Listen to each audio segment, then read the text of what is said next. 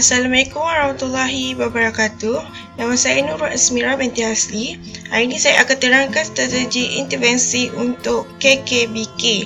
Strategi intervensi itu ialah satu proses membekalkan perkhidmatan pendidikan dan sokongan kepada kanak-kanak yang berisiko atau yang mengalami kelambatan dalam perkembangan fizikal atau mental yang akan mempengaruhi perkembangan dan menghalang pembelajaran. Saya ambil satu teori iaitu menurut Kell 2001, intervensi awal memberikan perkhidmatan rawatan, pemulihan, bimbingan dan khidmat nasihat kepada kanak-kanak dan juga ibu bapa sebaik sahaja sesuatu kecacatan itu dikesan atau dikenal pasti dialami oleh seseorang kanak-kanak.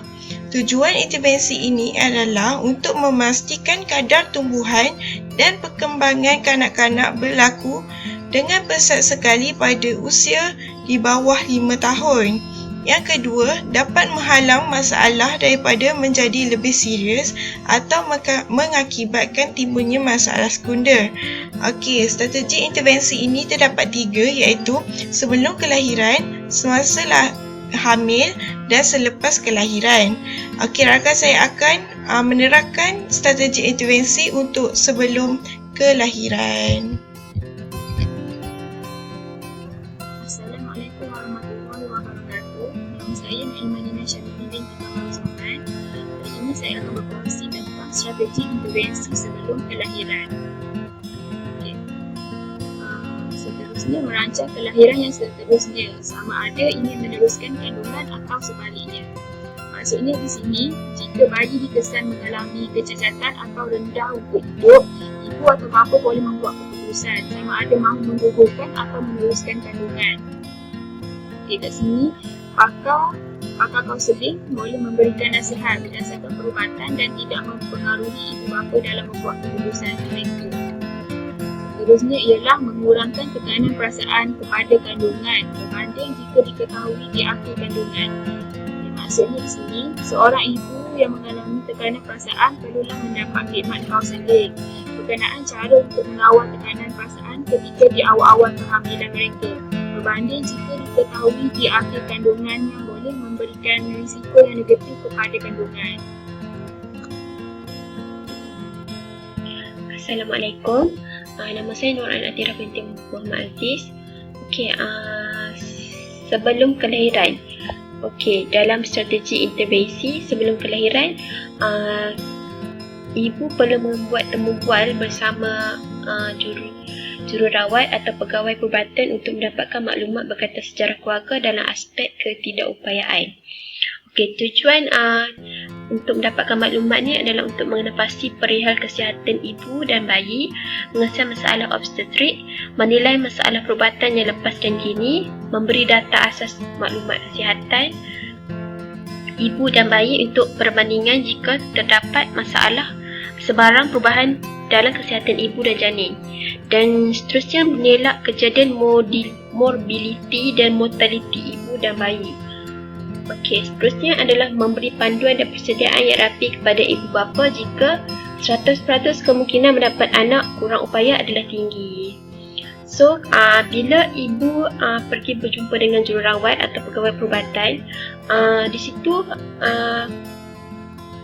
jika dapat mengenal pasti bahawa dalam kandungan tersebut kemungkinan ia akan mendapat anak yang kurang upaya, so dekat situ jururawat atau pegawai perubatan akan memberikan bantuan dan persediaan kepada ibu bapa jika anak yang dilahirkan itu adalah kurang upaya apabila dilahirkan nanti. So, ibu bapa akan dapat membuat persediaan dan pengetahuan sebelum bayi tersebut dilahirkan. Bismillahirrahmanirrahim. Nama saya Nur Afika binti Johari. Okey, saya akan sambung iaitu daripada slide yang kelima, iaitu jagaan semasa hamil, iaitu ujian alpha fotoprotein AFP. Okey, apa yang itu AFP? Okey, berikut adalah penerangan secara sedikit apa itu AFP. AFP ialah dilakukan ketika kandungan menjangkau 4 bulan. Itu mengesan ketidakupayaan, ujian darah 1 hingga 2 hari sahaja. AFP rendah iaitu ST. Okey.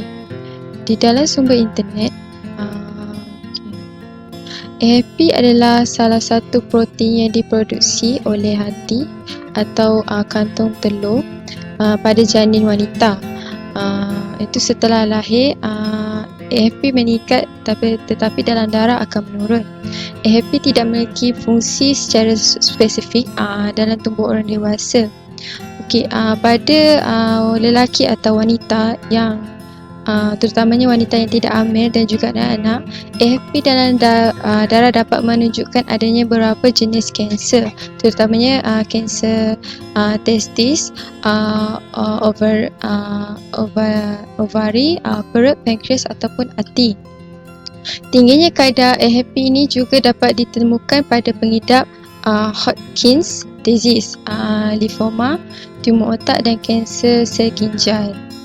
Itu adalah sedikit pengenalan apa itu AFP daripada saya. Okey, seterusnya akan disambung oleh pembentang seterusnya. Terima kasih.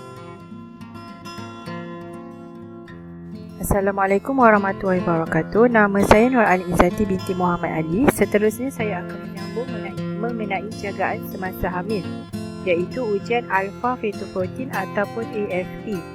Dilakukan ketika kandungan menjangkau 4 bulan, mengesan sebarang ketidakupayaan. Ujian darah dilakukan antara 1 hingga 2 hari sahaja. Apakah ujian AFP? Ujian AFP ialah ujian darah yang mengukur jumlah AFP yang ada dalam darah. Biasanya dipanggil screen 3 ataupun screen squad dalam trimester kedua kehamilan. Ia juga boleh berguna untuk orang yang tidak hamil. Ia beredar melalui darah janin dan ibu. Individu yang tidak mengandung masih mempunyai AFP dalam darah tetapi berada pada tahap yang rendah. Tahap AFP yang tinggi untuk orang yang tidak hamil akan menunjukkan jenis penyakit hati yang tertentu.